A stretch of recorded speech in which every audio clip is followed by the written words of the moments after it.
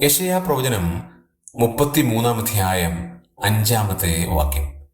യഹോവ ഉന്നതനായിരിക്കുന്നു, ഉയരത്തിലല്ലോ അവൻ വസിക്കുന്നത്.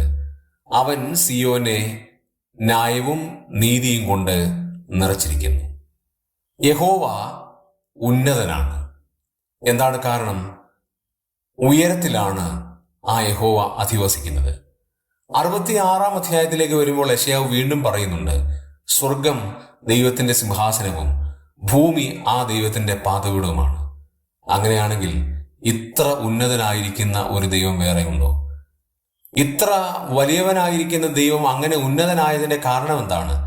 മനുഷ്യന്റെ ഇച്ഛകളും വികാരങ്ങളും വിചാരങ്ങളും മനുഷ്യന്റെ മനസ്സിലൂടെ കടന്നു പോകുന്ന സർവ്വ കാര്യങ്ങളെയും അറിയുകയും അതിനെ നിയന്ത്രിക്കുകയും അതിന് ഉപോത്ബലകമായ സകല കാര്യങ്ങളും ചെയ്തു കൊടുക്കുകയും ചെയ്യുന്ന ഒരു ദൈവമാണ്. അങ്ങനെയാണെങ്കിൽ ഈ യഹോവ ഉയർന്നിരിക്കുന്ന ദൈവമാണ്, ഉന്നതനായിരിക്കുന്ന ദൈവമാണ്. മാനുഷികമായതിൽ നമുക്ക് ചിന്തിക്കാൻ കഴിയുന്നതിനേക്കാളും ഉന്നതമായിട്ടാണ് ദൈവത്തിന്റെ സ്ഥാനം.